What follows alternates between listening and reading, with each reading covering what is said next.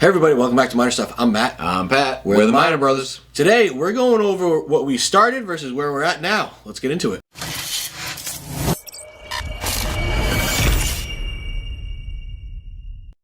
Alright, welcome back everybody. Before we get started, please subscribe to the channel if you haven't yet. Like this video, drop some comments down below. What'd you start with? Where you at now with that whole challenge, everything's going on. Check us out over on Patreon as well. Do a lot of cool little stuff over there. Bunch of giveaways. Everything we drink on the channel that month is into a sample lottery that you could win, including this Elmer T. Lee, which we are drinking for today's video. Alright, Matt, we got challenged by somebody or something? Yes, old-fashioned ways. We'll leave a thing down for him down below. Go subscribe to him. He's got great content, makes a lot of delicious old fashions and stuff. He covers a lot of other bourbon stuff too, though. It's not just strictly old fashions. Yep. Anyways, Patrick, so we're looking at where we started in bourbon. Yep. Versus where we are at now. Sort of like our little journey. Okay. Mine started a long time before yours. Probably a good 10, 12 years at least. Yep. And I started way back in the, basically coming out of high school days, doing Jack. It'd be Jack on the rocks, 3 ice cubes and about,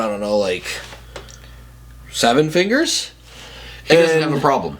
Does not have a problem, Patrick. And that was my go-to. It was just a tall pour with, a couple ice cubes just to take it down a little bit. And it really got me started. And then I ended up going from here into where your next bottle is. So let's bring out your first bottle. So my first bottle, Buffalo Trace. And we started with this back when it was pre-COVID on the shelves everywhere. And I'll tell you, that was a great time. I didn't know about all the other stuff because I didn't get into a lot of the higher proof stuff like Stag and all that other type of stuff, which was always on the shelves.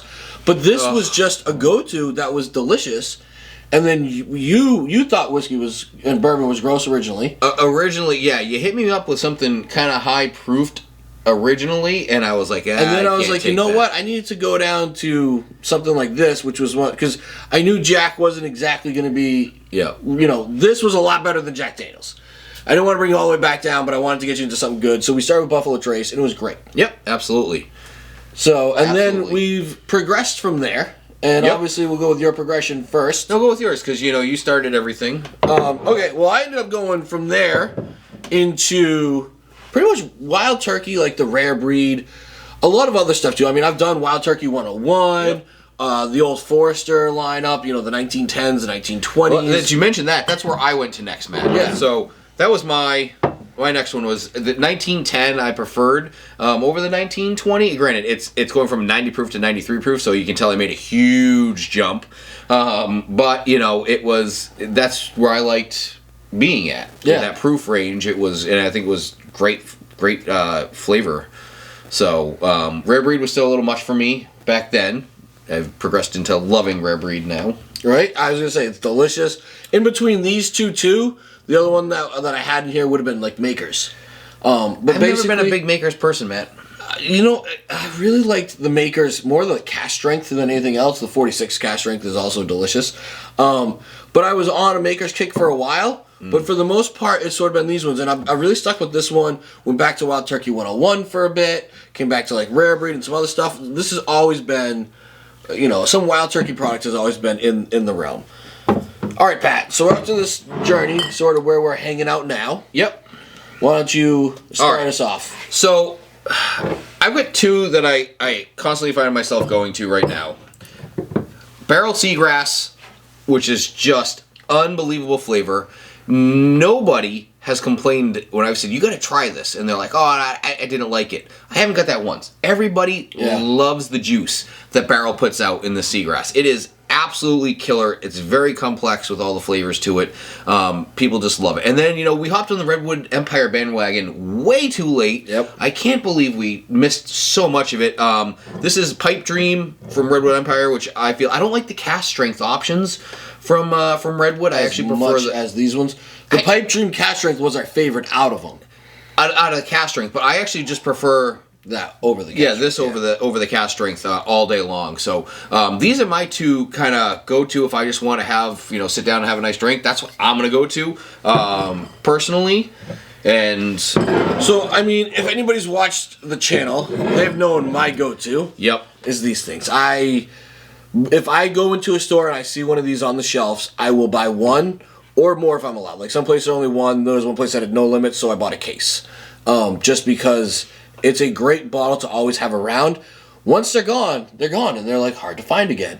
So I will always try to stock up, and this is one of my favorite pours out there. That's a more of a daily drinker pour. Like it's not crazy expensive, sort of like, you know, because Stags rarely can get them for you know, MSRP. Yep. And then my other one that I'm drinking a lot of is, or would like to drink a lot of, is Joseph Magnus Cigar Blend. They're just, you know, we're looking at $200 to $249 for these bottles for what we can find them for. Fantastic flavor. It's fantastic flavor. I just can't keep up with the price point of yep. them. And some of the other bottles that I've really liked have been like Nashville Barrel Company, Duet of Rise, some other stuff, but they're just impossible to get up here in New England. Yep. But these two are, I would say, where I'm sort of at right now. I like the cast strength. I like something that's got a lot of, you know, deep flavors to it. And I think these things are great. I think these pair with a lot of great cigars also. So that's sort of where my journey has taken me. And I mean, who knows where it's going to go from here? Because there's a ton of stuff out there, and it's all really becoming delicious. So yep. Anyway, so that's where we started and versus where we're at now.